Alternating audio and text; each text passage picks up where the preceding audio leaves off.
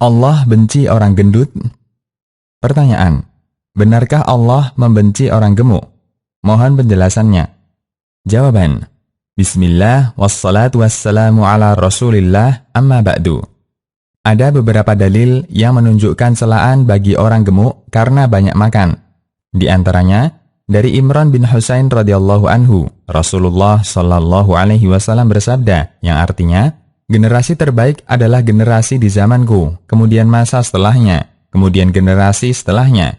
Sesungguhnya pada masa yang akan datang, ada kaum yang suka berkhianat dan tidak bisa dipercaya. Mereka bersaksi sebelum diminta kesaksiannya, bernadar tapi tidak melaksanakannya, dan nampak pada mereka kegemukan. Hadis riwayat Bukhari dan Muslim.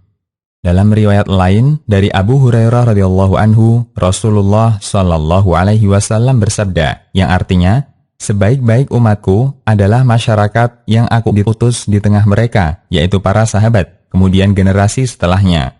Kemudian datang kaum yang suka menggemukkan badan, mereka bersaksi sebelum diminta bersaksi. Hadis riwayat Muslim dan Ahmad. Ketika menyebutkan hadis di atas, beliau mengatakan, hadis ini adalah celaan bagi orang gemuk. Karena gemuk yang bukan bawaan, penyebabnya banyak makan, minum, santai, foya-foya, selalu tenang, dan terlalu mengikuti hawa nafsu. Ia adalah hamba bagi dirinya sendiri dan bukan hamba bagi Tuhannya. Orang yang hidupnya seperti ini pasti akan terjerumus kepada yang haram. Allah mencela orang kafir yang hidupnya hanya makan seperti binatang.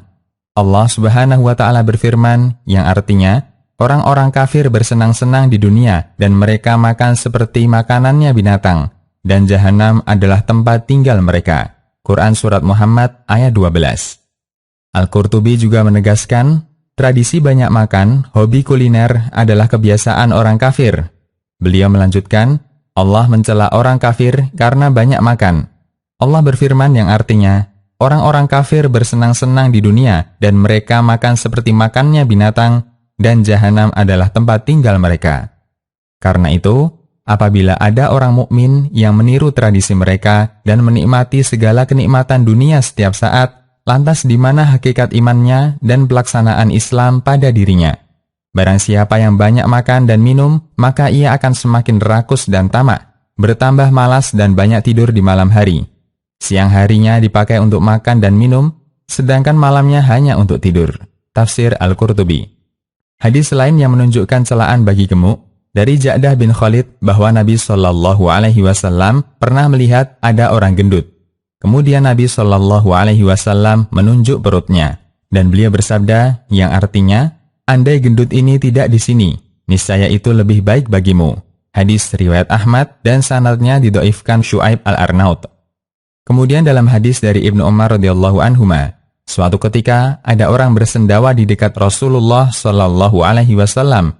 Lalu beliau menegurnya, jangan keras-keras sendawanya. Sesungguhnya orang yang paling sering kenyang di dunia, dia paling lama laparnya di akhirat. Hadis riwayat Tirmidzi dan dihasankan Al-Albani.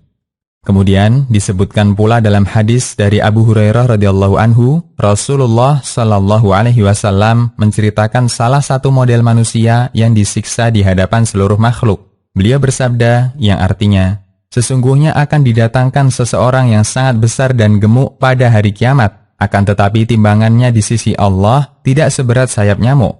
Bacalah firman Allah yang artinya, dan kami tidak mengadakan suatu penilaian bagi amalan mereka pada hari kiamat. Hadis riwayat Bukhari dan Muslim. Ketika menyebutkan hadis di atas, An-Nawawi mengatakan, timbangannya di sisi Allah tidak seberat sayap nyamuk. Artinya beratnya dan nilainya tidak menyamai sayap nyamuk. Artinya tidak ada nilainya. Di sini terdapat celaan bagi kondisi gemuk. Syarah Sahih Muslim. Celaan Imam Asy-Syafi'i kepada orang gemuk. Dari Hasan bin Idris Al-Halwani menyatakan bahwa beliau mendengar komentar Imam Asy-Syafi'i tentang orang gemuk. Sama sekali tidak akan beruntung orang yang gemuk kecuali Muhammad bin Hasan Asy-Syaibani, yaitu gurunya Asy-Syafi'i.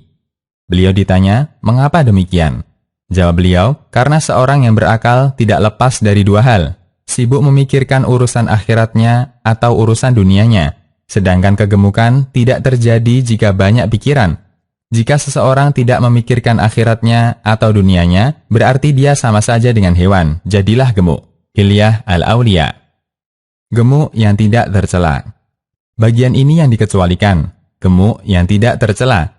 Gemuk bukan karena malas-malasan dan bukan karena terlalu banyak makan. Dia tetap menjadi pahlawan bagi umat dan berusaha melakukan aktivitas yang bermanfaat. Sebagaimana yang dialami Nabi Shallallahu Alaihi Wasallam di penghujung usia beliau dan beberapa sahabat lainnya.